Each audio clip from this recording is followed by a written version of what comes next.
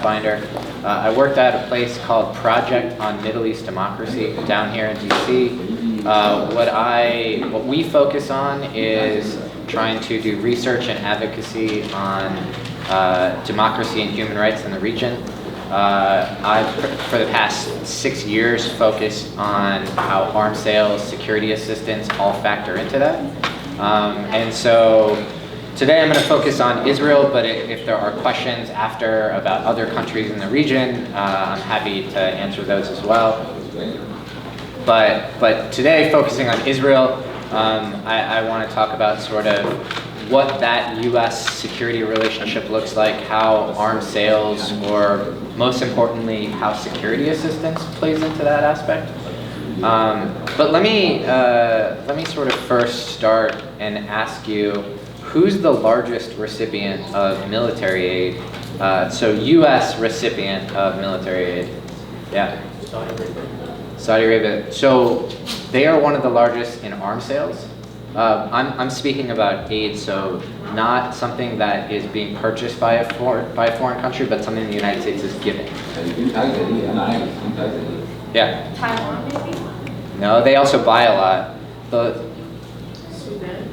Sudan, no, we don't really give much. In the back, yeah. Israel is often thought to be the largest. It's $3.8 billion every year that the United States is giving to Israel in equipment and training. One thing to point out, in your debates all year, you will hear regularly they will be named as the largest recipient. But in fact, Afghanistan is the largest recipient of U.S. military aid. But we're going to talk about Israel. So let's bring it back to Israel. Israel, $3.8 billion. I'm going to repeat that a couple different times throughout. That's a lot of money. They are historically the largest recipient of military aid. They've been receiving aid for decades, right? Billions of dollars. Most recently, the Obama administration signed a 10-year memorandum of understanding, what we call an MOU. This is essentially an agreement that says we're going to continue to provide aid for the next 10 years, where we promised to actually increase it. It was at 3.1. We promised to increase it to $3.8 billion. That $3.8 billion is divided into two categories. The majority of it comes from the State Department budget in what's called FMF, Foreign Military Financing. The Foreign Military Financing Program is sort of a historic military aid program. The largest recipient has always been Israel. The second largest is Egypt. The other $500 million comes from the Defense Department budget, and that's for missile defense. And so it's $500 million every year from now for the next 10 years.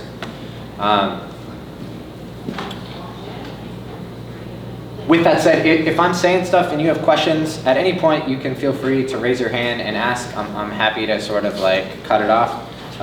What I'm hoping to do is sort of just talk a little bit, give you some facts, some thought process here in DC in terms of what policymakers are thinking and sort of what the debate is.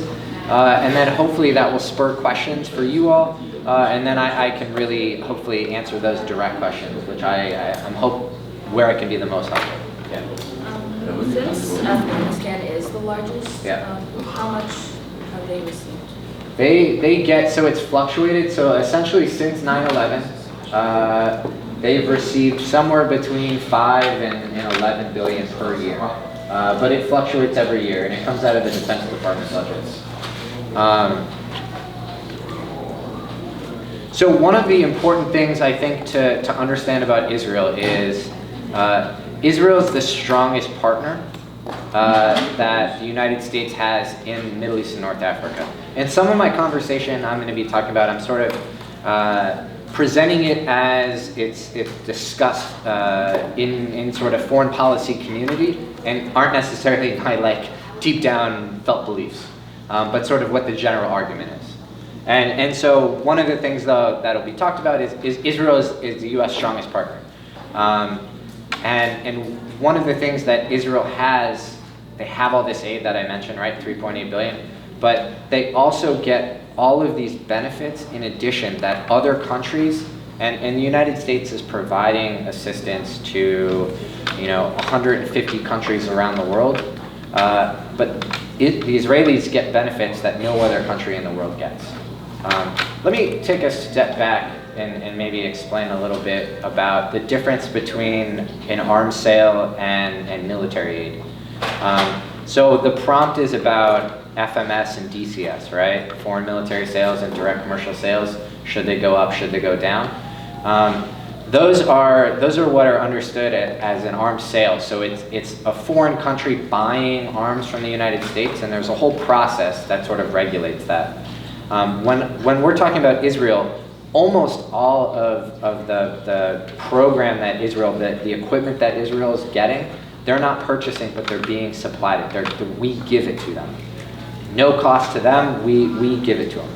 And so that's an important distinction. You're talking about $20 billion a year in the United States giving military aid to countries all around the world, and Israel getting 3.8 billion of that 20 billion, right? So I just wanted to sort of highlight that first. One of the significant benefits that Israel gets is what's called qualitative military edge. This was a concept that was developed a couple decades ago.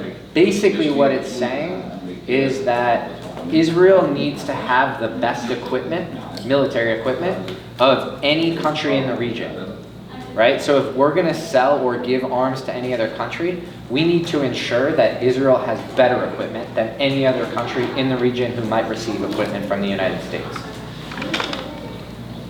That concept was actually enshrined into law a few years ago, and should now be understood as a legally binding agreement that the United States must ensure.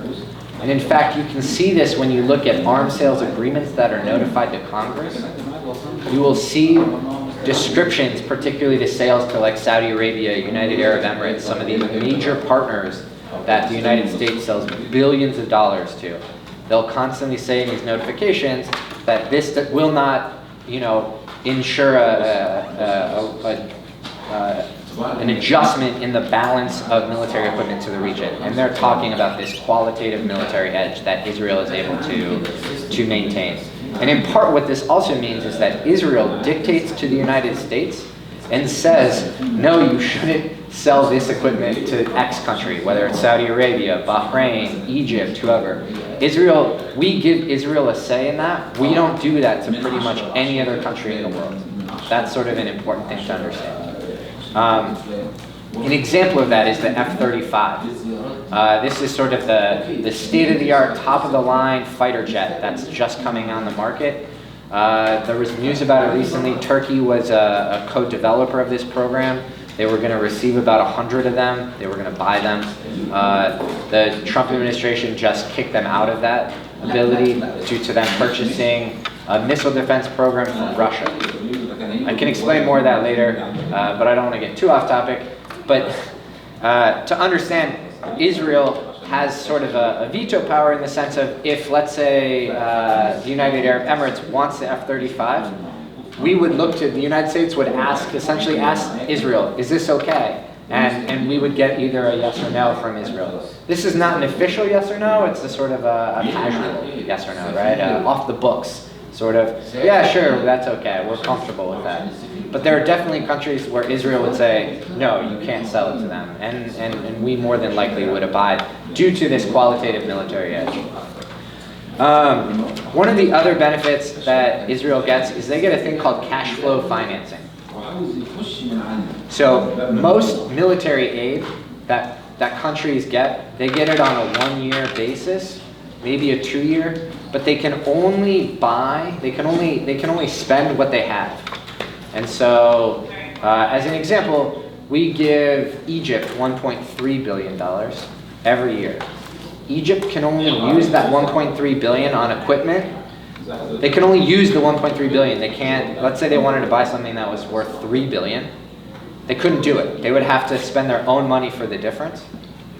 They couldn't use future money to come to them, if that makes sense.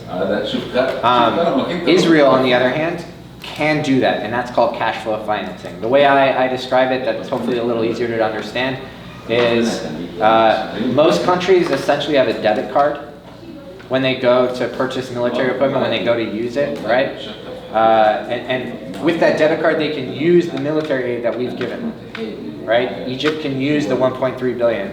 You know, on a debit card, you can't go over the balance, otherwise it'll get rejected, right? A credit card, on the other hand, you can spend more, right? You get a limit, and you can spend more than maybe what you have. The way cash flow financing works is it's essentially like a credit card, right? I can use future money to come my way to pay for it. One of the other benefits that Israel gets that no other country in the world gets is what's called offshore procurement. What that means is that every other country in the world, when they get our military aid, they have to buy U.S. equipment. So Lockheed Martin, Raytheon, all of these different companies are benefiting by our military aid to countries all around the world. Israel can use a percentage of its $3.3 billion that it gets in FMF for its own domestic purchases. So it can take the money we give them and then buy some equipment from its own companies in Israel. No other country in the world is allowed to do that. Every other country has to go spend that money in the United States. I mentioned this recent MOU, this Memorandum of Understanding that Israel signed, that the Obama administration signed with Israel. This is something, this offshore procurement is something that the Obama administration is going to phase out over the next 10 years. You can think of this is about $2 to $3 billion a year that the Israelis are being able to spend on their own domestic industry. Another benefit that the Israelis get is early transfer. So most countries get their aid in tranches, right? If we're giving 200 million to a country, we'll send them 50 million each quarter of the year, and then they'll get their 200 million. With Israel, we give it to them all up front. We put it in a reserve account, in a bank account, and then it starts collecting interest. So that 3.3 billion actually grows and increases and becomes even more. They're able to use that to end up buying even more equipment.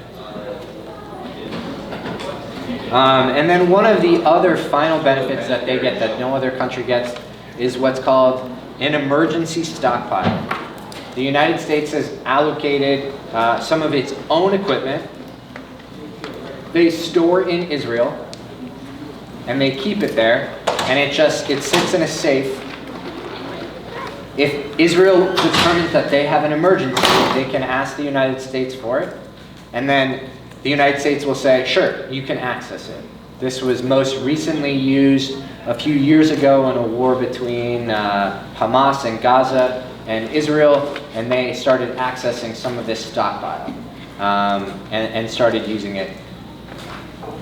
This is something that we don't do with other countries. We don't store our own equipment for our own use and then allow someone to just sort of quickly gain access to. This is, again, just another element of the uniqueness of the U.S. and Israel security relationship, particularly this sort of security assistance account. Some of the things that Israel uses this money to purchase. You've seen, I mentioned the F-35, but they have sort of the top of the line equipment. In some instances, they actually have better equipment than the United States military has. Their F-16s are in some instances souped up to be even more technologically savvy than American F-16s. F-16s being like an American fighter jet. The F-35s will be similar to that. We've also engaged in significant co-production. And what do I mean by that? I mean, in terms of development of military equipment, companies in Israel and companies in the United States will join together and co-produce. The United States pays for that. Results have been, and things you might have read about, missile defense systems, which are super important to Israel, the Iron Dome, David's Sling, and the Arrow. This is some of this. I mentioned that $500 million in Defense Department funding that is going to Israel every year. They're using that $500 million to procure to gain access to Iron Dome, the David Sling, and the Arrow. These are missile defense things that you'll hear in the news regularly. There are rockets being fired from Gaza into Israel. These Iron Dome missiles are then sent to blow them out of midair, right? This is sort of an important security development that has allowed the Israelis to sort of create a buffer around them that protects them, their civilians, from harm. Okay, so that's some of the mechanics, what the relationship looks like, what the package looks like. Why does the United States do it, I think, is an important question. The U.S. sees Israel as I said earlier, its strongest partner in the region. Not only does it see it as sort of a democratic partner, but it also sees it as sort of has our own ideals and morals. But we also, you'll hear argued, it's our duty as the United States to protect them. Israel will describe themselves as having enemies on all sides that sort of want to eliminate it as a country, right? They're still technically at war with Lebanon. They have a peace treaty with Jordan and Egypt, but they fought numerous wars against all these countries around them. And they're still in conflict with the Palestinians and Palestinian territories. These are ongoing issues of concern that create legitimate security issues. And we see the United States sees itself as providing this equipment so that Israel can defend itself. And so strong defenders of this military aid package will often talk about how this is vital for Israel's national security, for its ability to defend itself, so that the United States doesn't need to. So if you're engaging in a debate about it, that might be something that comes up. We need to continue to give them assistance so that they can defend themselves. Otherwise, we ourselves, as the United States military, would have to go in and defend them.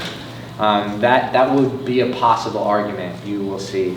The Israelis also, they are very tech savvy. They have developed technology in all sorts of fields, intelligence, military, security especially. And we often have a close relationship in terms of intelligence sharing. And so you'll see that as a reason why the United States should continue to partner and support them, is this intelligence sharing that the United States gets from it. And then the other big one I talked about is this code development, right? The Israelis are a major player in helping the United States develop the most powerful, the best technology that's out there on the market. And so we need to continue to provide them assistance so that they can continue to help us in that way.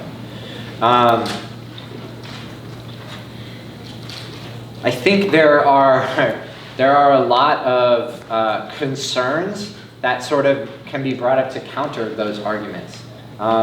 For the longest time, Israel and administrations have been close, but have been willing to push back.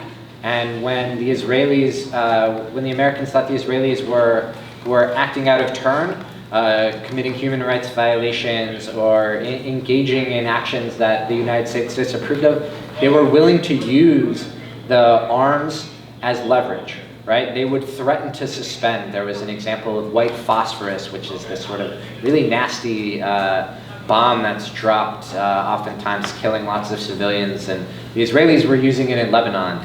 And there was, the U.S. sort of threatened, hey, if you keep doing that, we're going to have to reevaluate future arms transfers. The Israelis sort of quickly stopped, right? That's an example of where the sort of embargo was successful.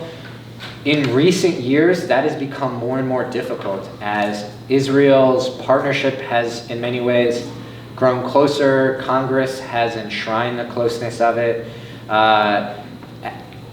And so it's created a difficult environment to sort of speak about. And so President Obama actually was sort of the least aggressive in pushing back on the Israelis than many of his predecessors.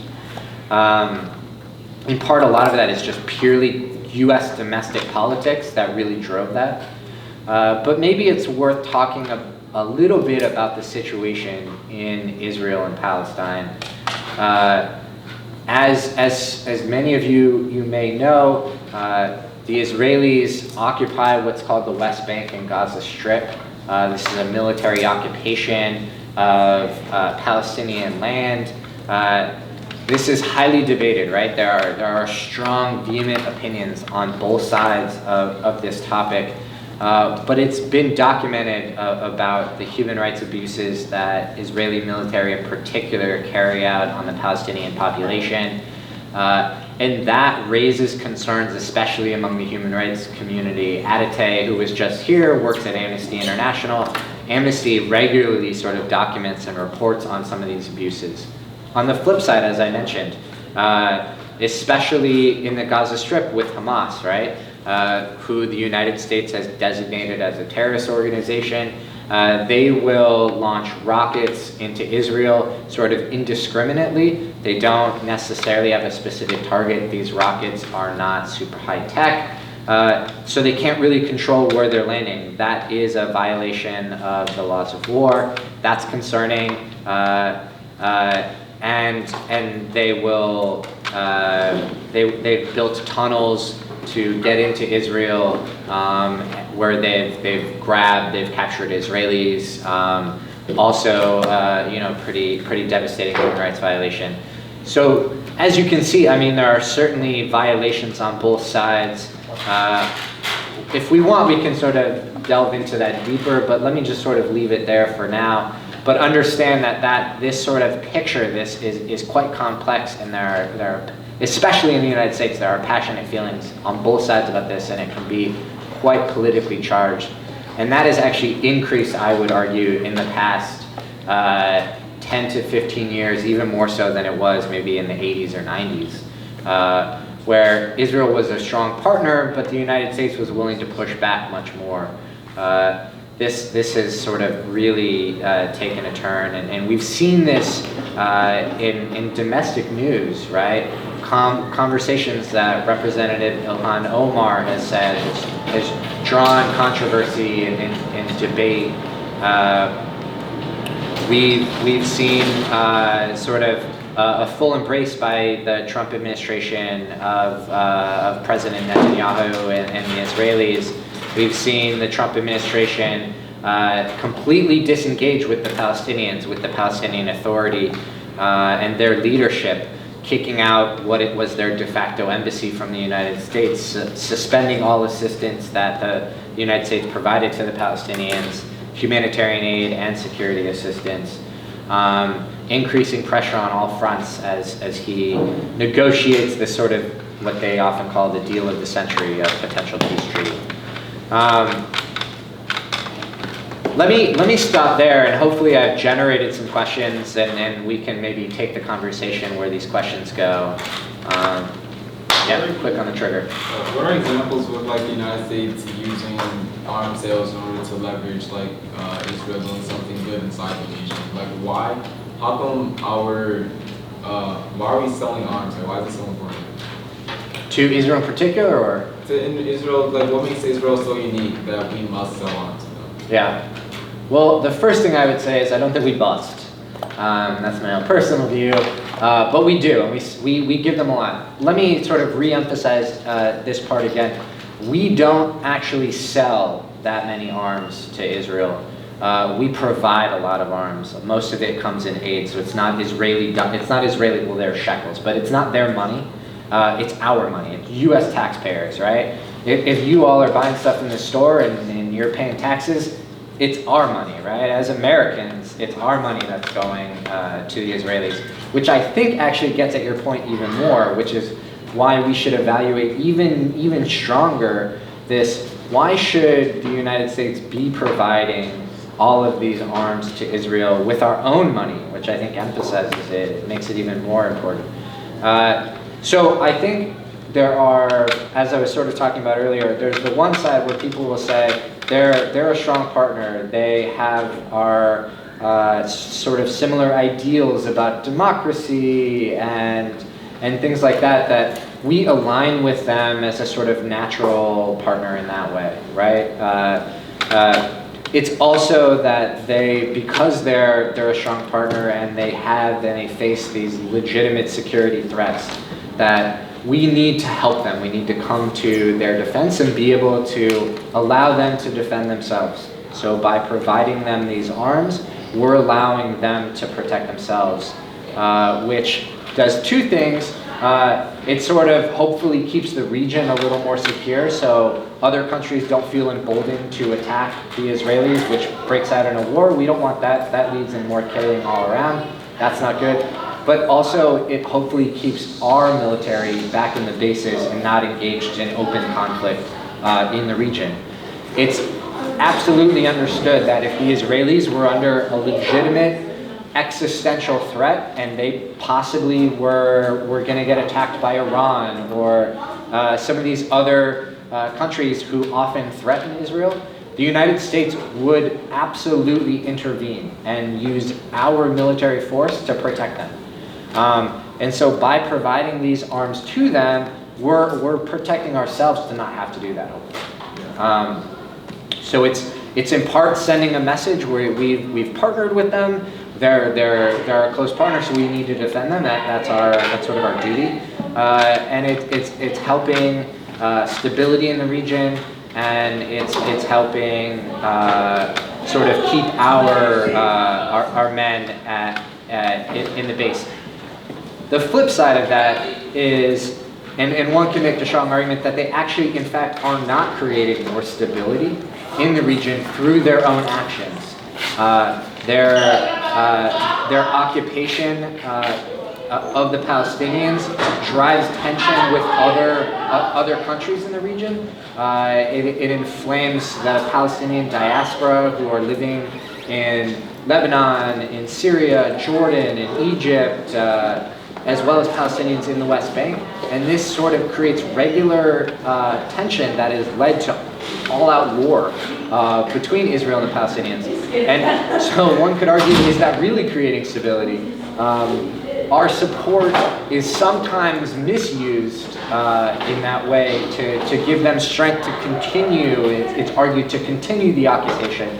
That if we actually pulled back on it, it might actually force the Israelis to make concessions and actually come to a peace with the Palestinians, which the hope is then would trickle down throughout the region, where Israel could then have formal peace agreements with Lebanon, with Saudi Arabia, with United Arab Emirates, countries that they don't have formal relations with. All hopes. Yes, ma'am. So earlier you mentioned you kind of give consult Israel with regards to presenting to other issues in that region. Do you have any examples of Israel giving some arms to Saudi Arabia, for example, in the same manner? That's a good question. Yeah, so I'm glad you brought that up because I maybe sort of overemphasize our asking them. We have this qualitative military edge, right? And so for the most part, it's the U.S. doing its own assessment of that. And so where Israel might come into play is if we were going to sell something, if we announced a sale to Saudi Arabia, we might tell the Israelis ahead of time, hey, we're going to do this, and let them object. But it's not as if we ask their permission. We just sort of notify them. We make sure they're comfortable with the sale. And so I think I don't have a specific one because it's not something that's ever been made public. I can give you examples where the issue came up. It wasn't as if necessarily that the Israelis specifically, but we were going to sell sort of advanced missiles to Saudi Arabia. I think they were called like AWACS. And a bunch of folks in Congress were opposed to these sales, and they said it was because of this, and this is like in the 80s, this is during the Reagan administration, and they said they were opposed to this because of Israel's defense, right? They were worried that these advanced missiles could be used against Israel, and that was the sort of objection that was made public. It was eventually sort of negotiated and talked about, and they came to an agreement, and sales did eventually go through. But that was sort of one famous one from the 80s. I think the F-35 is the most recent that I think you're unlikely to see the F-35 go to many of these countries in the Middle East outside of Israel because of concerns that Israel will have that this is they call it 5th generation, but it's the most high-tech piece of equipment on the market, and the United States and Israel won't want these other countries to be able to have that, which will create tensions with Saudi Arabia and UAE, who are like, if we're a strong partner, why don't you sell this to us? We want to pay for it. So that will certainly create a little bit of tension for sure, and they'll have to kind of navigate through that. Sorry to interrupt real quick. Yeah. We got to start wrapping up, but let's take one more question. Do you believe we are too invested in Israel?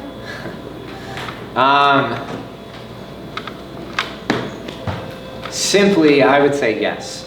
But I think we sort of need to unpack what we mean by too invested. I think Israel is a wealthy country. They've got a lot of money.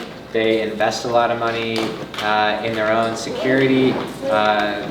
We sell arms to Saudi Arabia and other countries in the region. I believe that we could still meet their security needs by selling them more rather than providing so much. I think these are taxpayer dollars that are probably better used in other places.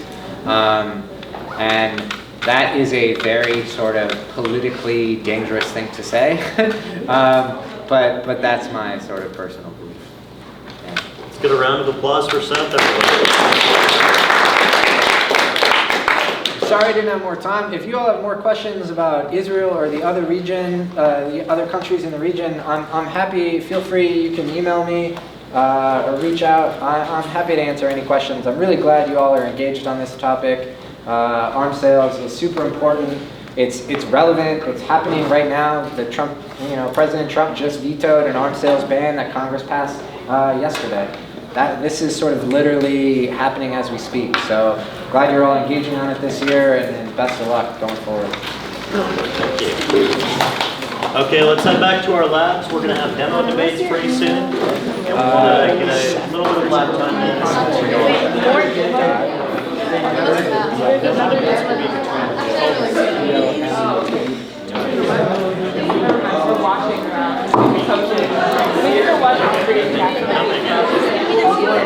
We get to watch every interaction each other. I honestly don't know who. It's like a 3/4 mile. I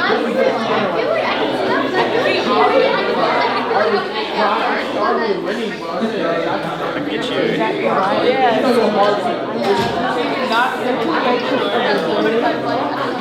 Probably will. This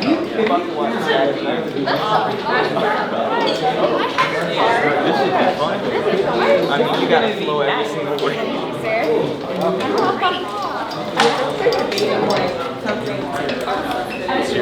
I've been jumping around in the water. That's what I'm gonna do when I have my stairs. I don't have I like taking all my stuff out.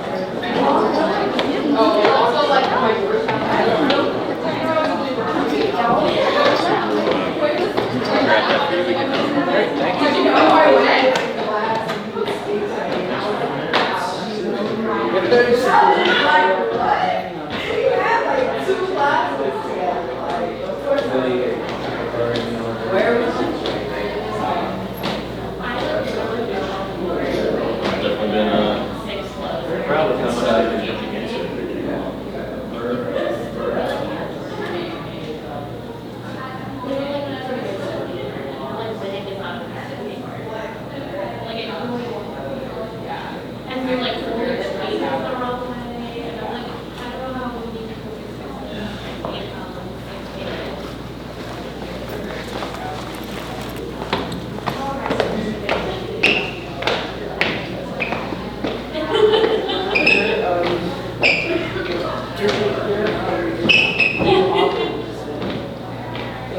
Oh, that was cool. We literally only like worked on overviews and like he made us like give 2 overview speeches, which was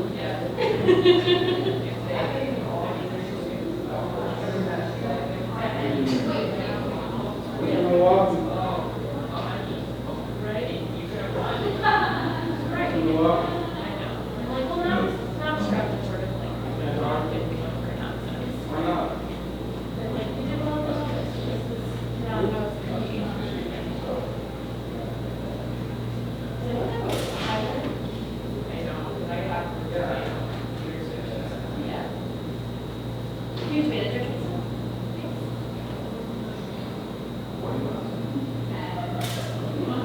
Jackie's there, right?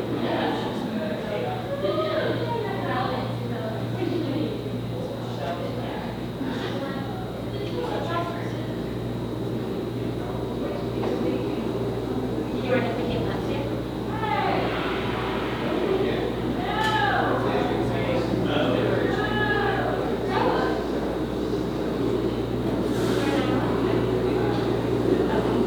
Which I still do it.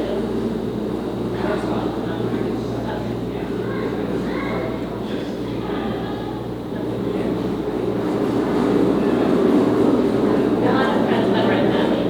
Yeah, that's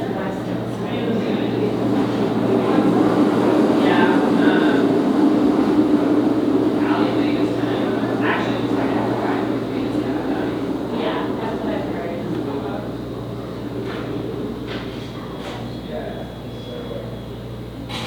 There's like a lot of programs are like that now. You have like kids that graduated and like teachers and coaches and then. Yeah.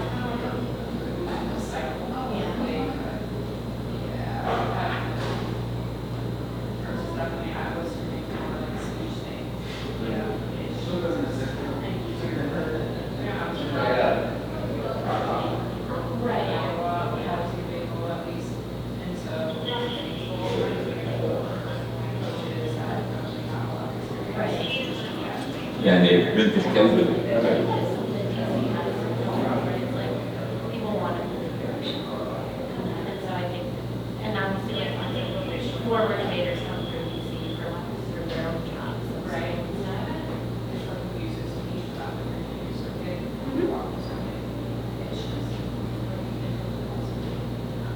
Really? Which like makes me sad because it's up so much potential. Yeah. There's like not any resources needed, even though we live in Fairfax County, it's like I'm pretty sure you're Richards County, I'm like you definitely could have the resources. Right. So I don't know what's happening. No, that is really unreal. Yeah. I really don't even know why high schools are like the academic schools anymore. Yeah. Yeah. And they can't debate for the Woodall because they're in a different county, right? Yeah. There's a bit of small. Oh.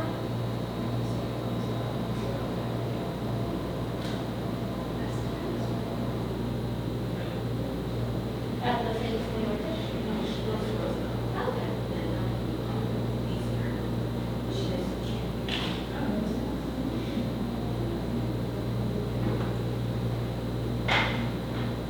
What year are you going into? Congratulations. What did you study? You want to like choose like science things with that? Or want to study things? Yeah, science policy. Okay. I want to do my research. Yeah. One of the moms of my students worked in aviation. And I think she was also she went to UW. Okay. Yeah, that's I don't really know what they're going for. Yeah. She's also like a coach, but also parent. If I see her around, I'll launch and see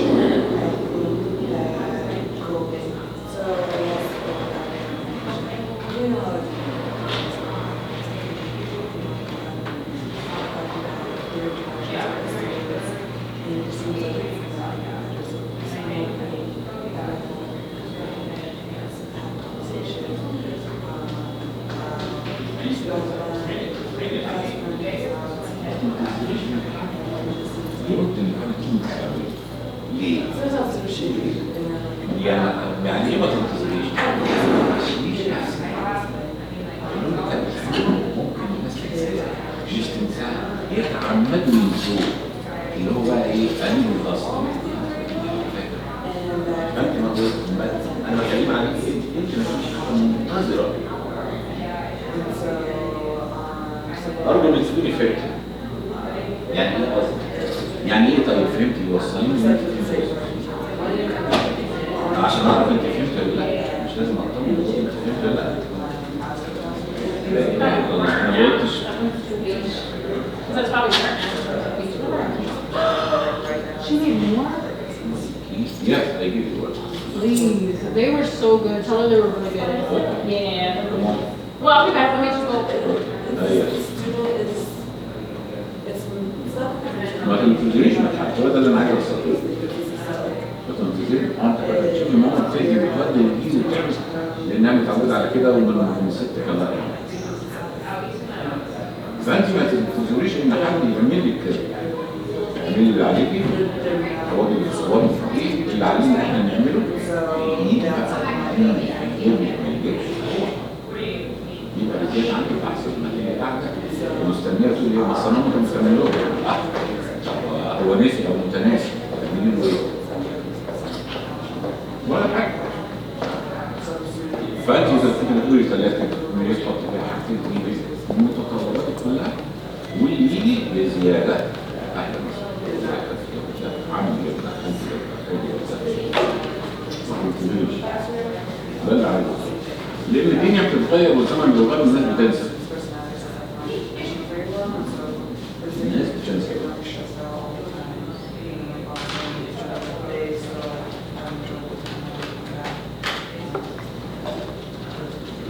برضه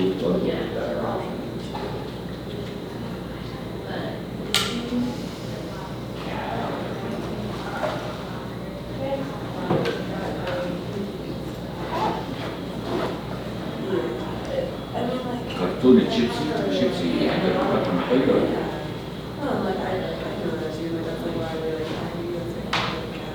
شيبسي بتقعد تهزز.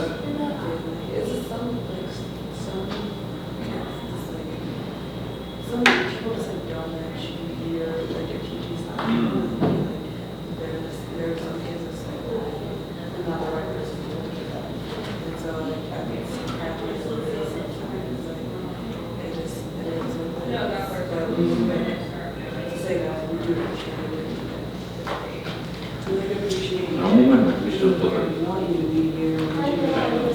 انا التنسيق تعمل اللي عليكي واللي يجي جامل شكرا. كل الشكر او بتكوني فاهم.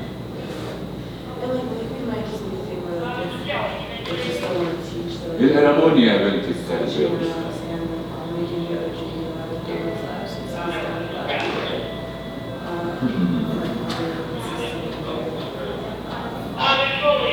Hello. Okay,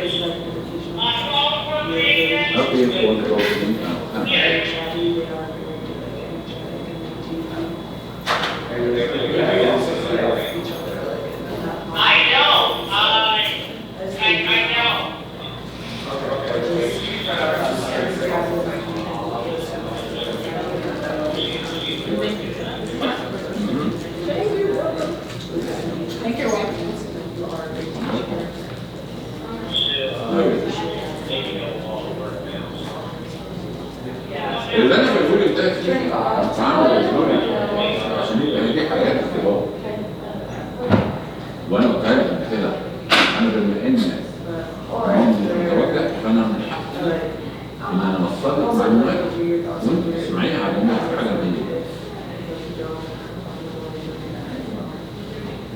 يعني كنت وظيفتك الله يرحمه تعمل تصور واو بالدواجن. قرار في العيلة أو قرار في الدنيا لو هو دي بتترد. أنا اللي وصلت فيه إن ما تبقيش مستنية إن نتردد بنسبة 100%. ممكن اللي قدامك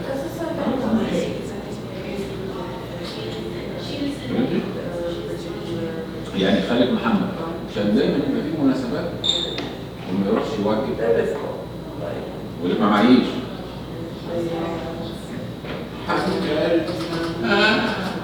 يا احمد يلا يلا اسم ابوك يلا.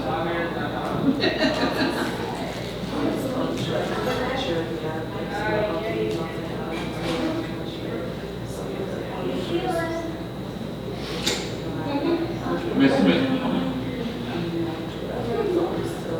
Yes, Mom. Yep.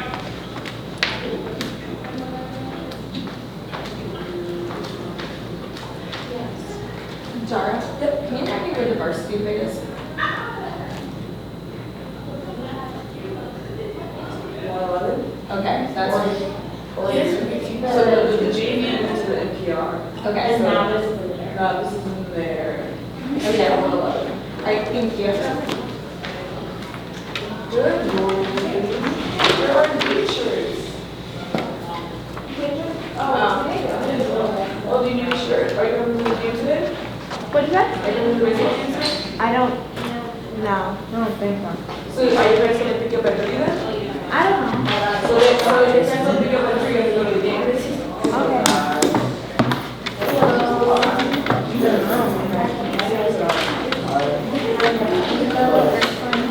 What's that?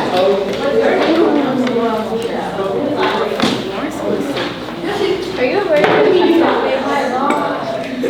hot camera? I don't think you're on it.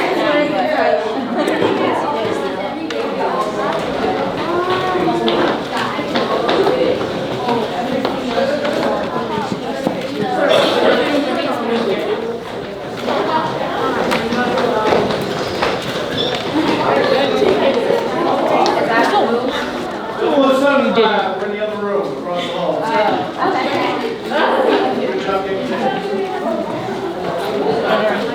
Guys, go.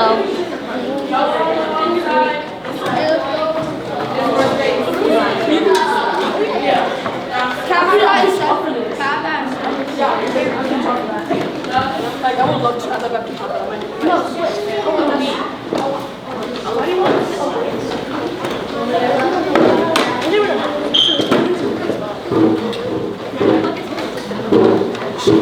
You get more like this. Wait, we have to wait. And you get to hear them. Most of them, I think, he was telling me which one it was.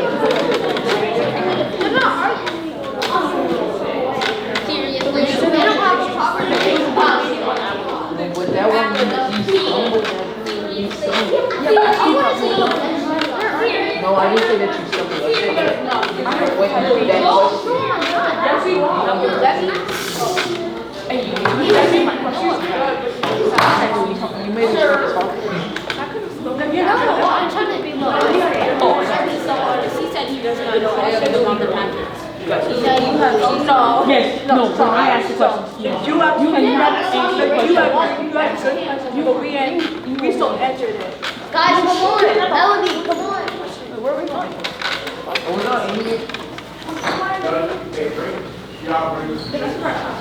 Bring the chair. Bring that chair. Be sure that you bring it to be responsible.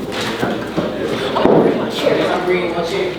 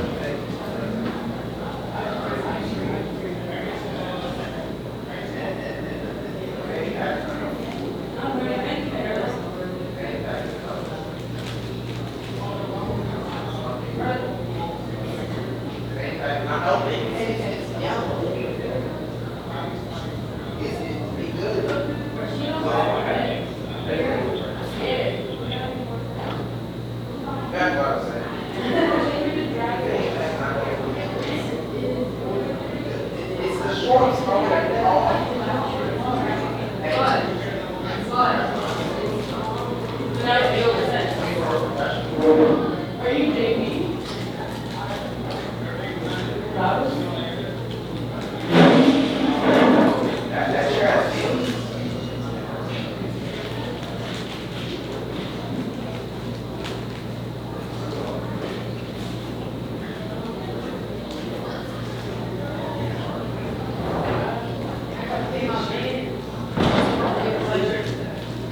Yes. Upstairs. On the roof.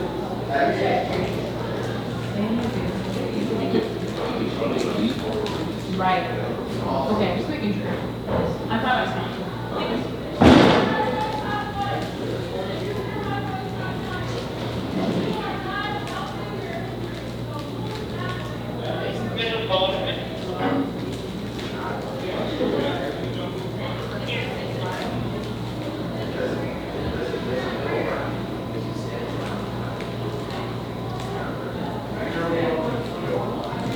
هي وجهة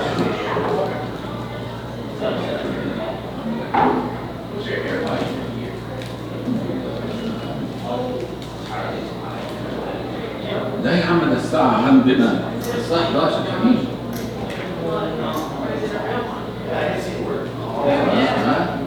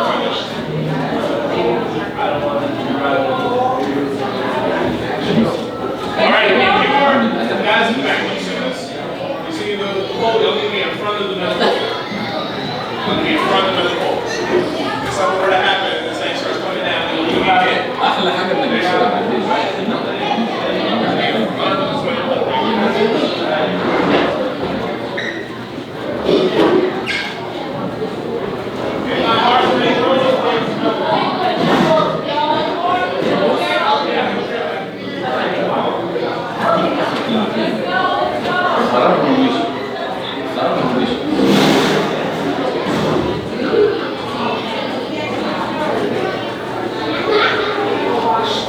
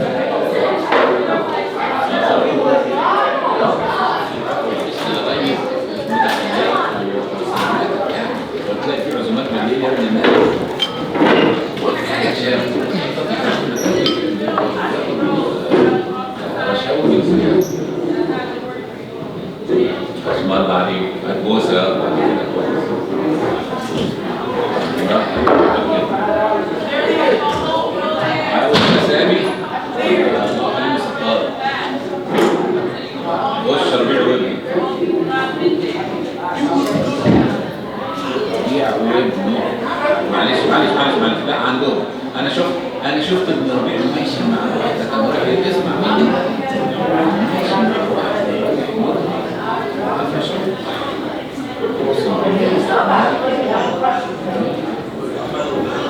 الجزء الثاني كان موضوع اسكندريه.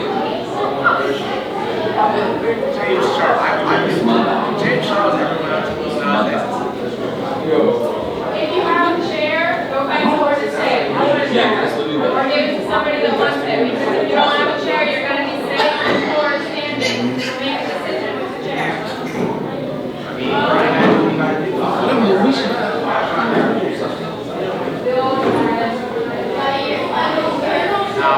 Okay,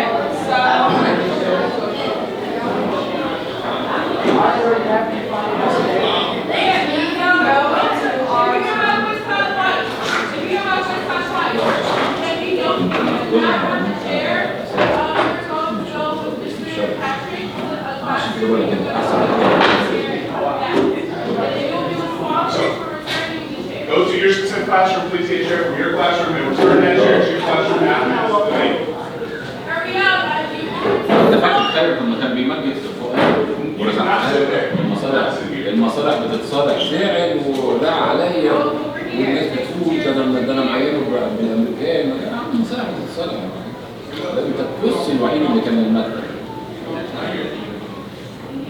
Hey y'all, so that table there, do you mind bringing that out here so they can use that? yeah, those Thank you, sir. Thank you. Sir, bring that chair back. لا ده فاكر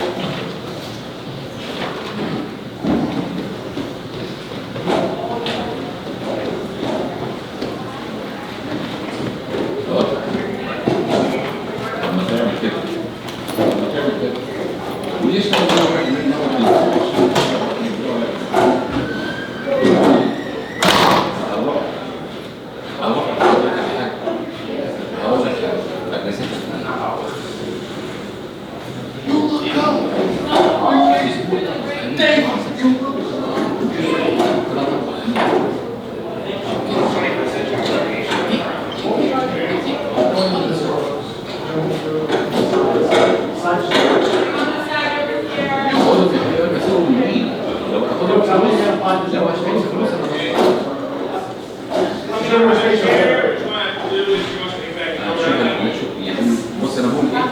كل الفلوس هتساوي يبقى شيل يعمل شيل يعمل حرام المسجد سلوليه ومحدش يقدر يعترض فيها كويس. What you're going to do is you are going to move your chairs to this end. So you see the space? Close it up. The only reason will be that one. Move your chairs over that way. Scoot them over. Sir, put that chair back. Now, move it and sit right there.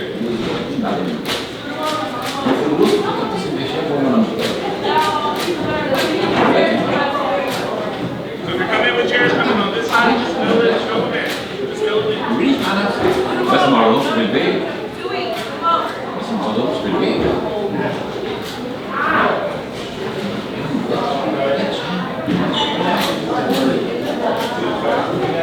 Put your chair down so somebody else can fill it in.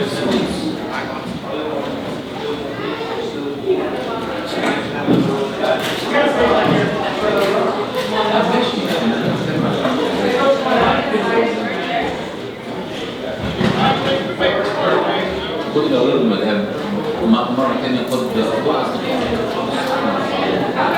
السويس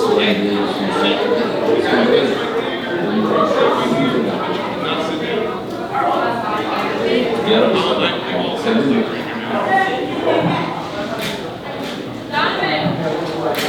دواء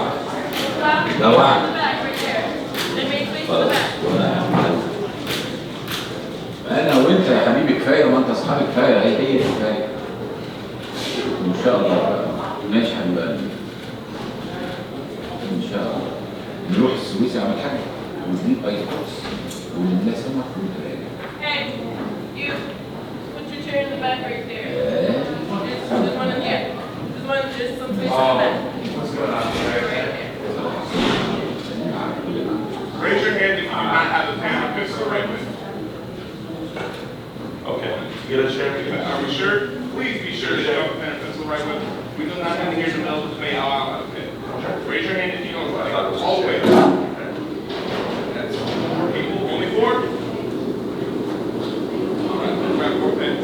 And nobody else. Let's go. Someone has paper. How many pieces of paper do you need today? Okay, let's bring it back in, So you need 2 pieces of paper, one for who? And then one for who? Thank you. And the 3rd piece of paper is for you to take notes on what they did good and what they did bad. So we can have a conversation and laugh when we recap. Is that understood? Anything that you did not understand should be going on that 3rd paper as well. You can ask aloud. Does that make sense?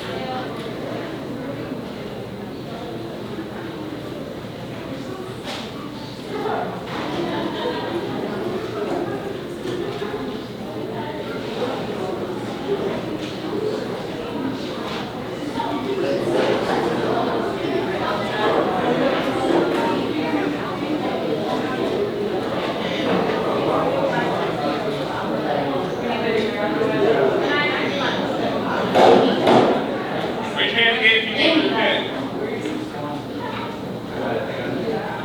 Okay. I'm mad at you. So the rules for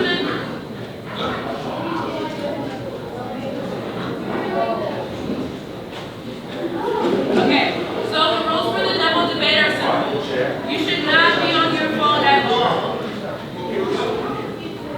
Why don't you have paper?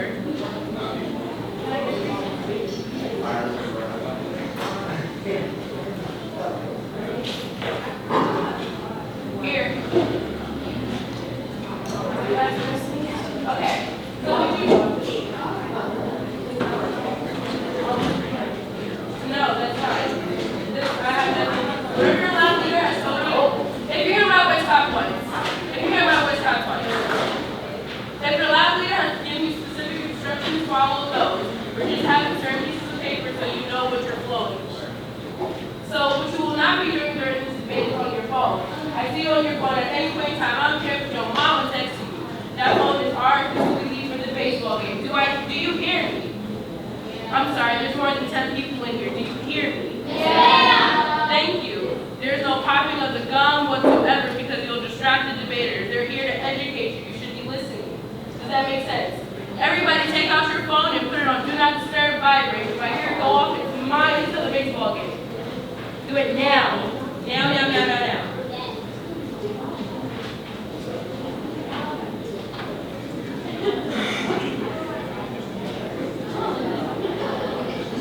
It takes 5 seconds if you got an iPhone. Just 1 point, you got a price. Thank you. Now, you're going to listen attentively. You'll have a moderator, Ms. Sydney. She'll tell you everything you need to know to help you be successful today for this demo debate. Understood? If you have to use the bathroom, do it quietly. Say, excuse me, leave the aisle, come back swiftly as possible. Make sense? I'm sorry. Maybe there's more than 10 people in here. Does that make sense? Yes. Great. And after we leave, we will set back up the room and how we found it. If it is not set up, guess what we're going to do together? We're going to set up and sing Kumbaya, okay? Thank you. Question, comment, concerns, queries, qualms? Yes. What was that last year what you said? Don't worry about it. You're going to find out if this room is not put back together. Make sense? Yes. All right.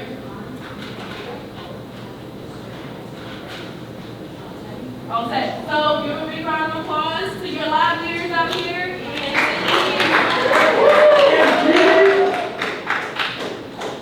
Okay, how many folks are excited to see your debate? Finally see the whole debate? See your lab leaders debate? Oh, you already seen them? So you're not that impressed? No. Fair enough. All right, the first thing we're going to do is we're going to make a ballot. Because guess who's judging this debate? You. You think you is me? Yeah, you are. So, take out that 3rd sheet of paper that you have. And I need you to write. Someone said 3rd. Don't play with me. We talked about a 3rd sheet. Take out one of your blank sheets. And this is what I need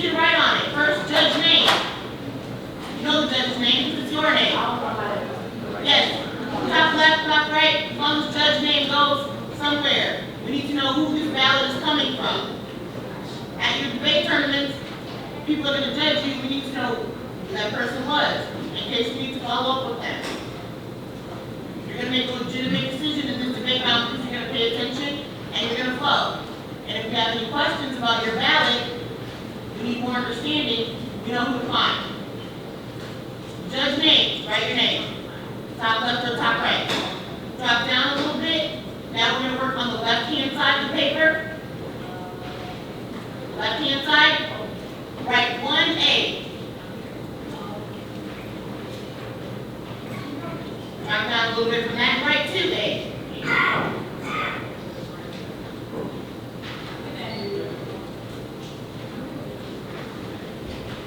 What do you think that might be for? What do those sound like? Yeah. Yeah. Who's the first affirmative speaker and who's the second affirmative speaker in this debate? So let's find out. Ready to use 1A? Aisha? Alright. So where it says 1A, I want everybody to write Aisha. A-I-S-H-A. A-I-S-H-A. Where it says 1A, colon, A-I-S-H-A. Thank you for asking. Where you put 2A, I want you to make a colon, Mary Beth, M-A-R-Y, space B-E-T-H. No, it's Mary Beth. Put that on. Mary Beth, M-A-R-Y, B-E-T-H. Thank you for asking. It's never wrong to ask that spell someone's name.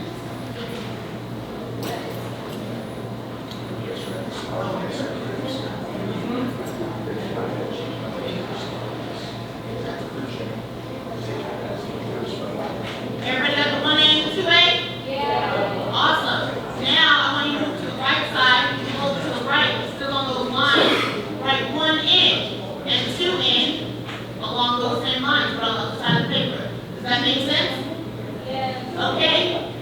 The 1N in this debate round is HIVA. H-I-V-A. H-I-V-A.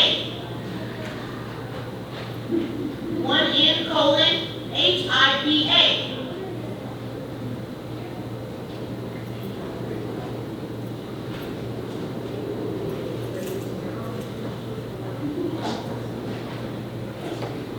And where it says 2N, I need to make a colon, Colton, C-O-L-T-O-N. C-O-L-T-O-N. Now you know all 4 debaters in this round.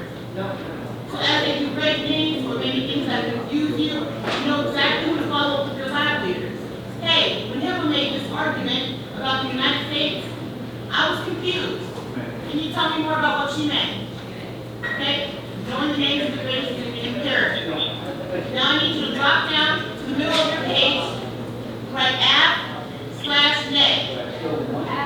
App, A-F-F, and then like a line, and neg, N-E-G. For the 2 sides of this debate. There's an app side, of course, and a negative side. Does that make sense, everyone? Write app and neg. You won't need this part of your ballot until the very end. You will circle who wins this debate when it ends. Not now. Not in the middle of the round. Not when you hear the best joke. After the round is completely over.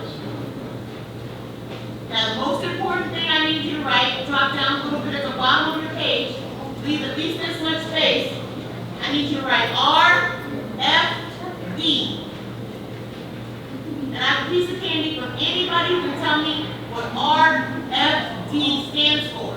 I'll be back, Bubba. I see a hand over here pretty good. Outside? Hey, let's go. Outside? Reason for decision. Okay. So write R, F, D for reason for decision. And I don't have any pockets. This is the most important part of the ballots that Where? your judges will be getting back to your coaches. Oh, that's It what says why you won or why you lost the debate. This helps your coaches to coach you when you get back to school. does everyone's ballot have the 1A's name? The 2A's name? The 1N's name? The 2N's name? A section where you can circle after that. A place where you can write your reason for your decision. Bam. Now let's make some flows. Take your app flow, the one you're going to flow the affirmative case on.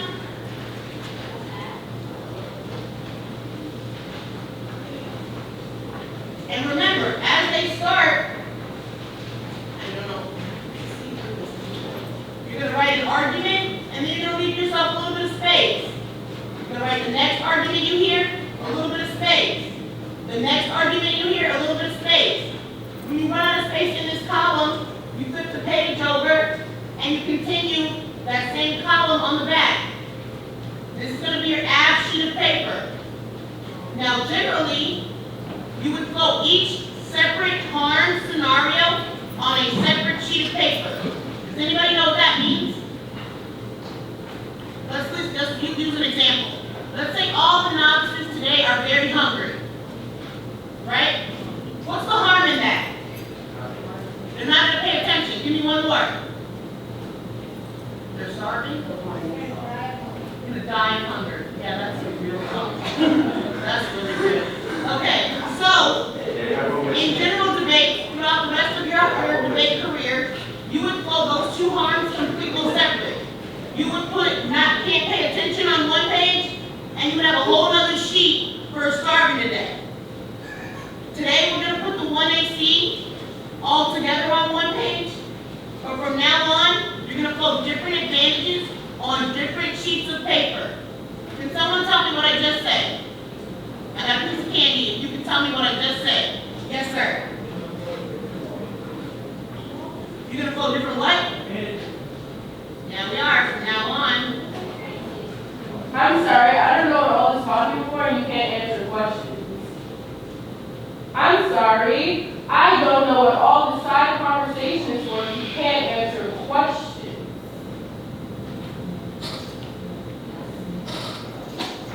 Sorry.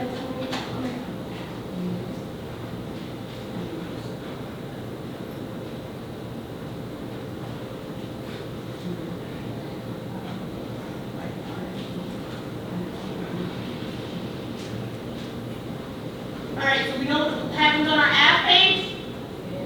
Now this mystery is this negative page, right? The negative has a lot of different options of arguments they can run, and we don't find out what they are until we hear from who? Which speaker reveals to us what the negative strategy is? Yeah. They do tell us what the case is about, so good. Who tells us look at your paper, so use the person's name. Which debater reveals to us what the negative strategy is? I saw this hand right here. Wasn't ready, what's good? Yeah! When Hema gets up and gives her roadmap, that's when you find out how many sheets of paper you're going to need to flow the negative. Does that make sense? How many pieces of paper will you need if Hema says, I have one off case and then I'm going to solvency? How many new sheets of paper do you need? 2? 1. Why is the answer 1 right here? So, that's not quite, but I feel you. Why would you need 1 new sheet? Yeah, okay. Because she's doing 1 new off case. Exactly, come grab some candy. And then, where do you throw that solvency? Where do you pull her solvency arguments? Don't you already have maybe a solvency part in the 1AC? So you pull her solvency arguments next to those solvency arguments you already have. I know it might be confusing, but once we get into the debate, I'll look at some flows, we'll take some breaks, and we'll try to make it easier. Okay? Flowing is an essential skill of debate that you have to keep honing in on. And honestly, if y'all pay attention, y'all can be better at flowing than the varsity in like 3 days. So stop practice. Okay? Any questions before we start the debate? Everyone has their paper, their pens. How long is the full debate round? An hour and a half. after. Any other questions that have to do with this debate? Hey, I don't understand why y'all are talking if you're not asking Miss Cindy a question. One thing I do not tolerate as a moderator, I may seem very nice, I do not tolerate quitting. If I see that you've given up flowing, I will feel personally insulted. Your lab leaders have no point this week have given up on you. No matter what behavior issues or attitudes or anything that you've been met with, no one gave up on you. So if you give up on this debate and say, oh, it's too hard to flow, I give up, it will be very insulting. So just try. If you miss 5 arguments in a row, put a mark, put 5 marks, and get that 6th. But do not give up. By no means is that okay. If you need to lean over to your neighbor and process, like, what did they say? Then do that. But do not give up. If you do not learn this fundamental skill, you cannot be a liberator. اسمه محمد. It is impossible. الاسم على اسمي. Okay? And have some fun. This is the first school thing that needs small team, right? No? دي بقى الصورة دي في بيت دي. Alright. We ready for the 1A? ده دي اللي كان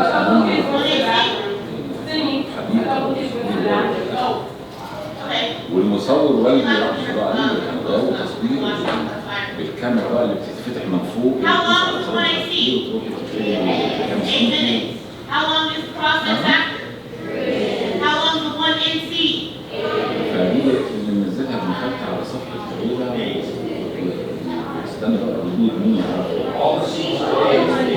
بس عيلة كاتب يعني كده أرض الحوار يسيب فرصة للسؤال. So think of it like this. If the speech ends in C, it's an 8-minute speech. ففي اللي توصل وفي If اللي the speech ends in R, like rebuttal, it's a 5-minute speech.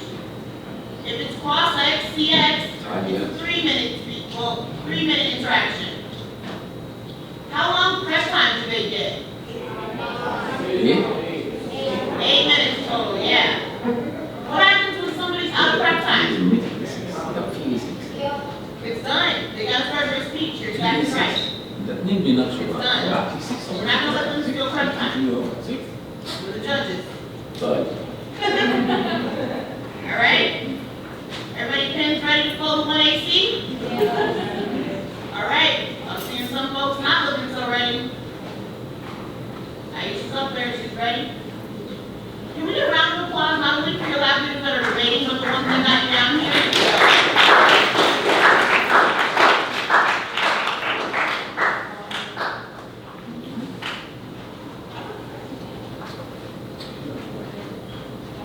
وده مضاد حيوي امتى؟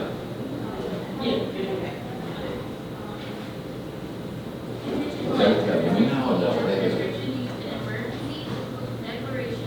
انت بتخرج ايه؟ شوكولاته تاخد معاها مضاد حيوي؟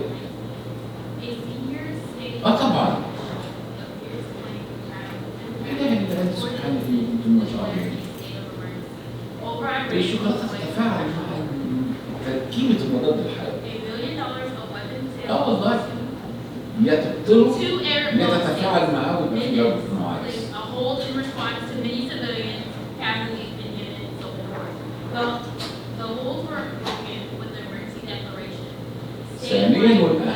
ثانيا والأهم مفيش بيان يتاح على افتراض لا يكون واخد المضاد الحيوي عشان ما نعملش فرحة. طيب يا حبيبتي قلبي يبقى انت خدتي المضاد الحيوي على كده فرق. ما ينفعش. المضاد الحيوي يعني في سندوتش اخد المضاد هتلاقي كده مكتوب بعد خد على بالك. يبقى انت تثبتي الاكل مع سندوتش بس خد مع مضاد واحده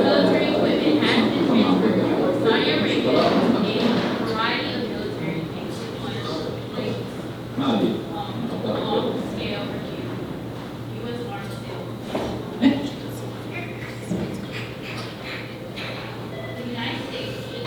حكيم عيون حضرتك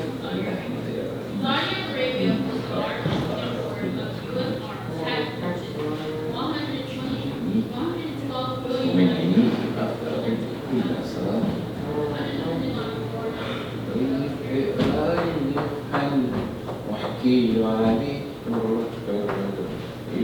مكتوبش بيخوف ما اقدرش احكي بيخوفني انا. يعني يا رب 100. على فكرة أنا قلت لسهيلة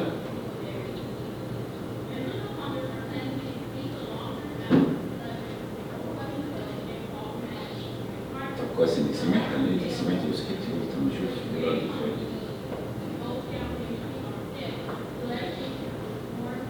قلت لي أنت نازل راجل بتتلوك مع مين؟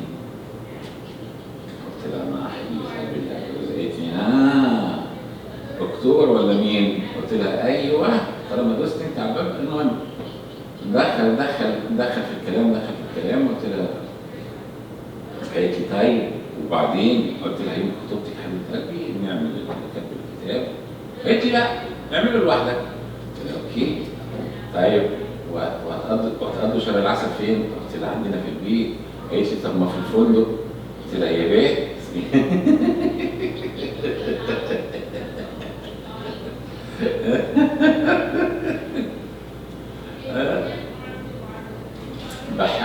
بحاول ان انا اوصلها ليا ودايما اقول لها كده انا لما بتكلم انا وانت مش زي ما بتكلم انت اخواتك مش زي ما بتكلم مع حد وانت بتتكلمي معايا الله ينور عليك وفي حدود ما تعديهاش وفي حدود نعديها يعني انا وانت ممكن كده بحاول اعوضها عن جلوسها مع فقدان عن امها.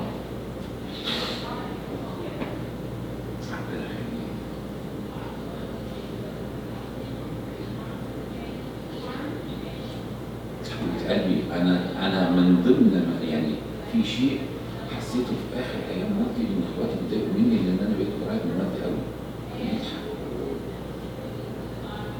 وكان يطلب مني نكت. تقول لي نكته يا واد الله يرحمه والله.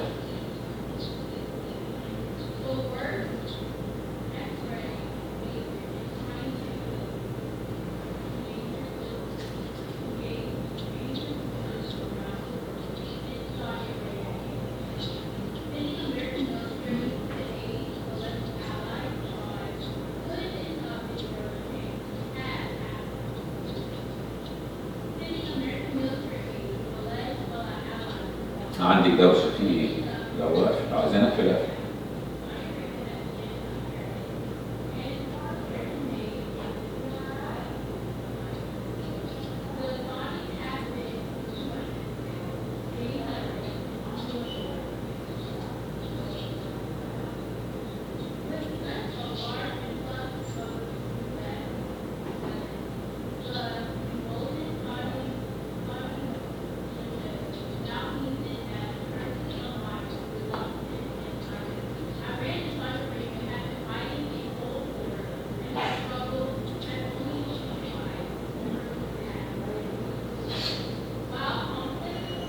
تحسي ان الرماش دي عامله زي ايه؟ زي العاصفه اللي بتيجي من على بعيد بس بتبعت شويه الهواء الاول فتعرفي ان هي جايه بعديها. انا ما قلتش حاجه مش بشكك فيها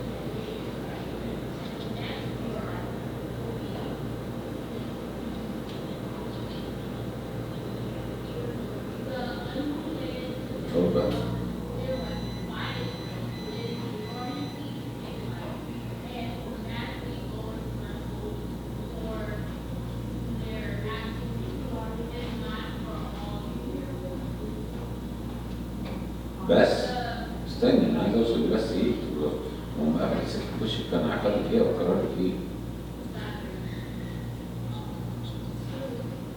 معلش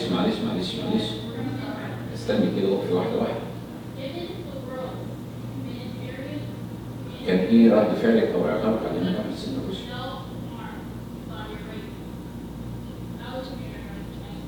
بس اتقفل.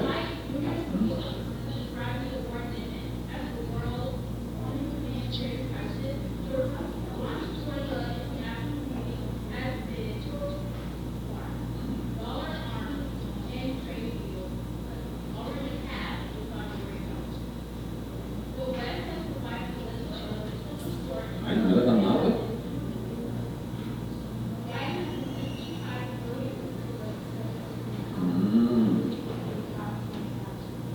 ده وانتوا عملتوا سكرات معاه؟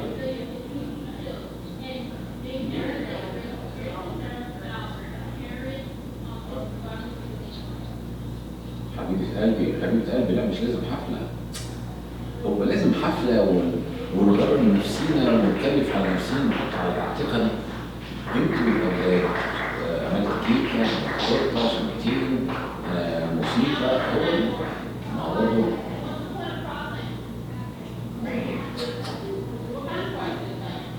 عملت شيء ولكن كمان بتهيألك مش عارفة. لا كان المفروض نظرة.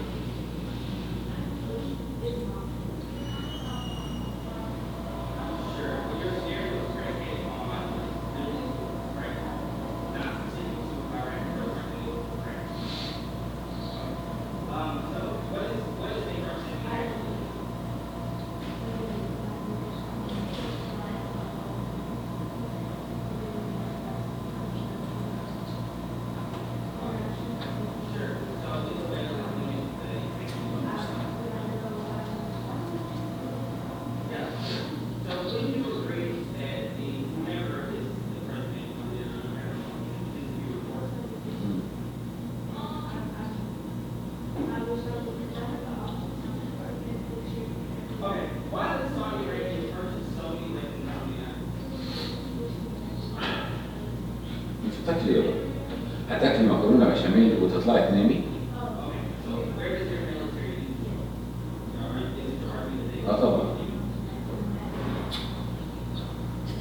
طبعا اي اكل بتكون غلط. ما انا قلت الكلام ده وانت اقتنعتي بيه قبل كده وقلت ما ينفعش.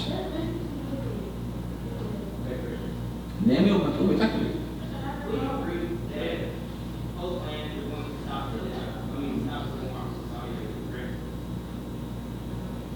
مش حلو الاكل.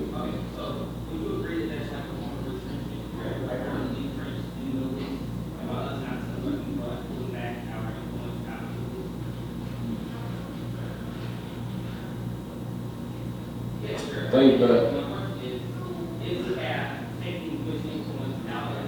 ماشي خلاص وقفي الاكل وبتقومي كملي.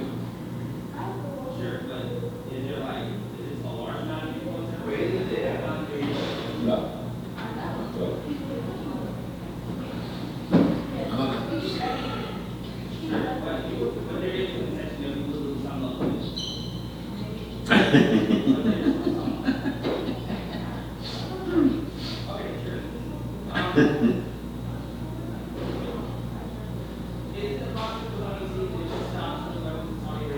مين دول؟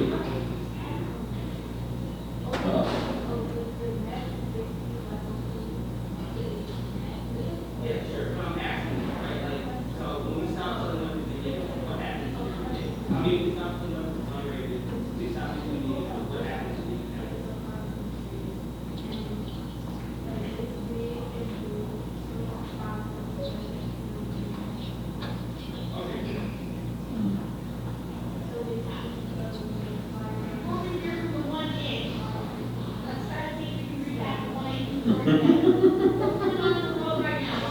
حظي بقى، ما هو ده بخت. بختك يا ابو الخير. اه طبعا. بس بيطلع رسالة كده.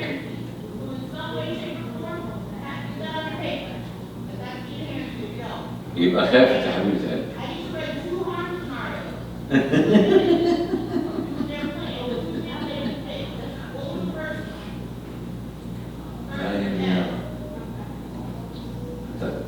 قولي أو تنامي وما تجيش تكلميني.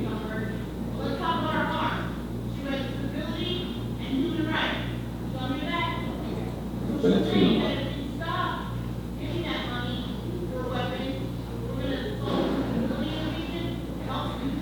مريم فين؟ مريم والله.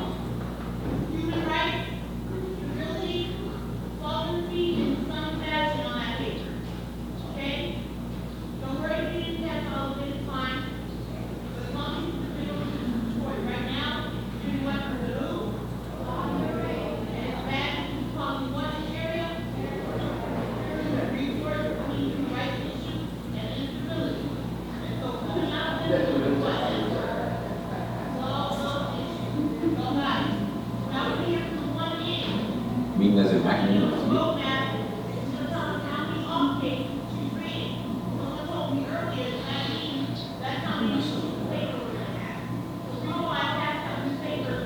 لا يا بابا انا عم عندك انت عشان انت منهاج. لسه قدامي لسه الساعة 1 عشان انت عادي جدا. لا عادي جدا.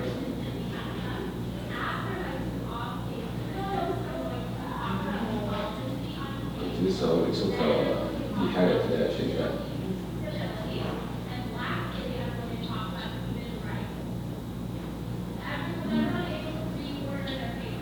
أنا بصراحة مش عارف انتوا طايقينها معاكم في البيت ازاي.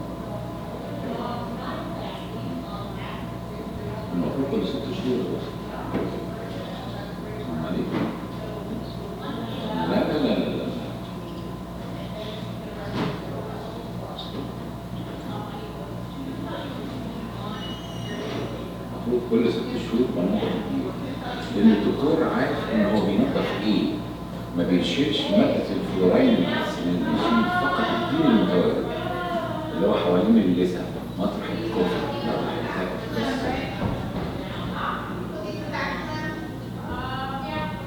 فلورايد مادة فلورايد. في ناس بتفقدها وبتروح مصر وبتاع كده. طبعا فلورايد. وبالذات اللي بيبقوا عاملين الكوبري بتاع ده اصلاحات للسنان، بيبقوا عاملين تقويم.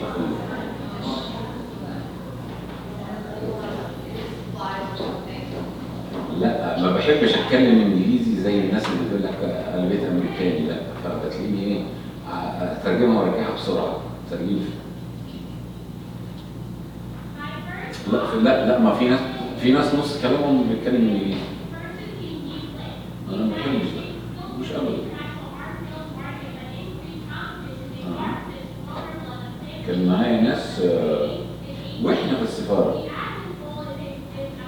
بتكلم ايه حبيبي بتكلم حتى لا هو انا هقول لك حاجه انت بقى انت عايز ايه؟ انت حلو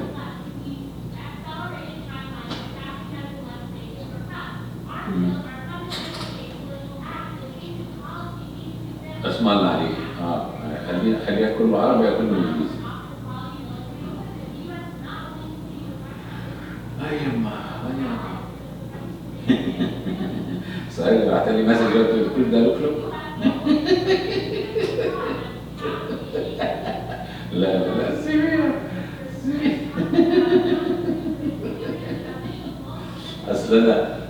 اصل وانا بكلمها فهو الولد اللي هيخطبها بيبقى شغال دلوقتي، فهو رايح الشغل احمد، فهو رايح الشغل بيتصل بيا تقول لي طب بابا بص عشان قلت لها بعتي بابا في لحظه عشان البيبي يا بيبي.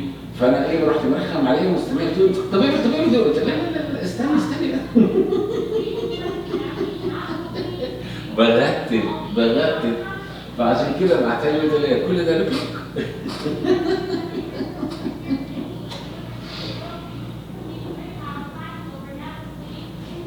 امتحن الحمد لله والنتيجه تظهر بقى مش عارف.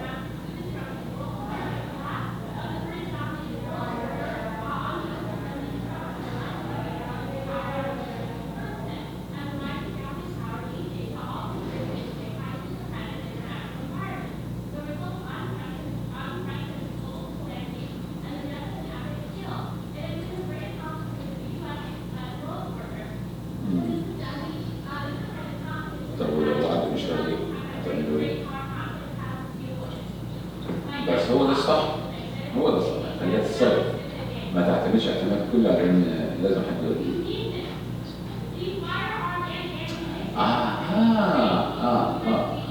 يبقى برضه المفروض حد يقول بس انت خشي انت بتخرجي ده ينفع وزيك يروح عربية حد من البنات يروح هم اللي هيجربوا ايديهم يا بس انتوا مش بتروحوا لحد معين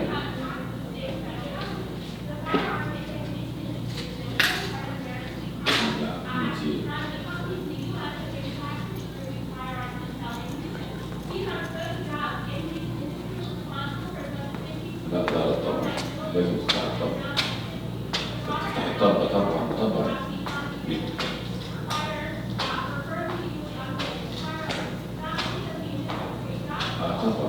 ويسيبها لاخر نقطه بالتاكيد طبعا. الزيت بينزل اسود ليه؟ الرواسب والحرق بتبقى فيه رواسب فعلا ورايش هو الموتور بيتاكل من ايه؟ طب اما الزيت بقى يقعد اكثر من المعدل انت بتاكلي في الحديد بالبوازيك مفيش ترتيب لا طبعا دي اقرب فرصه بقى.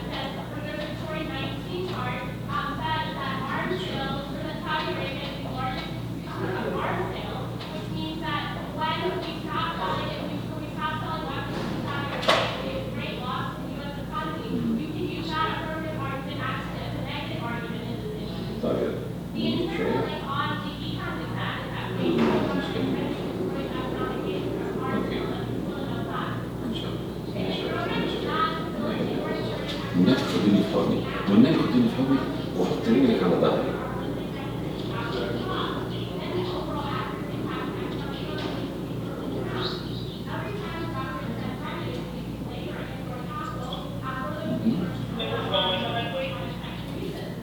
ما بقاش في كرش، انت اللي عندك كرش. قولي لي ما افتكرش، ما عندك كرش ما افتكرش. هنشوف. ماشي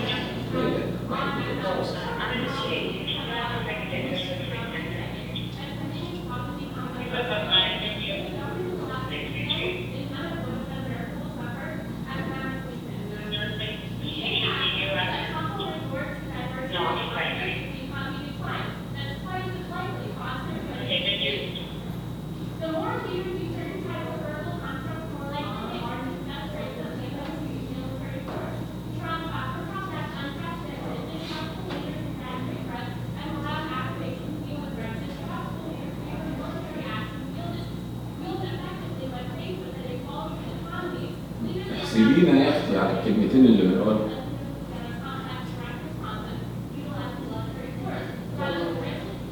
الحب.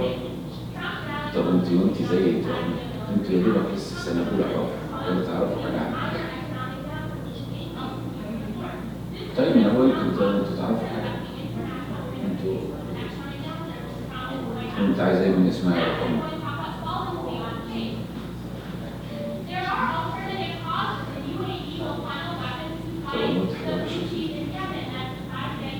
هو انت مش روح امك؟ هو انت مش روح امك؟ بالراحه بس، هو انت مش روح امك؟ طيب ايه الشتيمه هنا؟ هتقلبي ليه وتقولي بلاش ندخل الام في النص؟ بلاش فيها ايه؟ طب يا روح ابوك فيها ايه الشتيمه؟ في شتيمه؟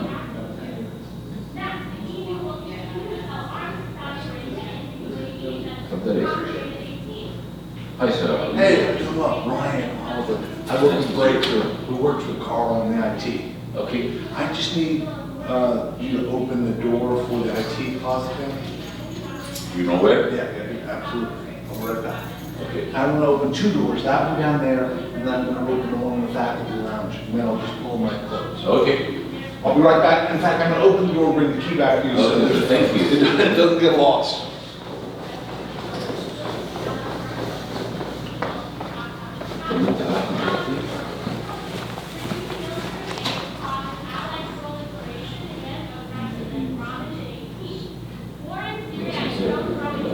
لازم الشباب يبقوا عشان انتوا جزء جديد بقى يعني الاسانسير لازم الشباب توصل فيه. والله العظيم.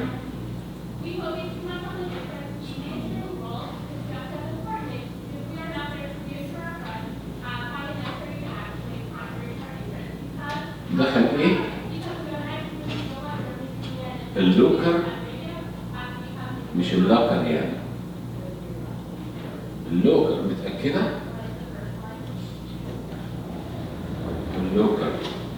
طيب بس حطيها كده على الترجمة وشوفيها. أقول لك أنا. أنت واضح إن البيت لوكر خالص. خلاص ماشي.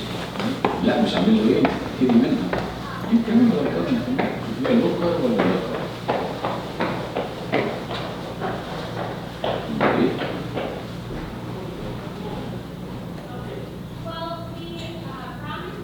طب وايه هي اللوكر او اللوكر؟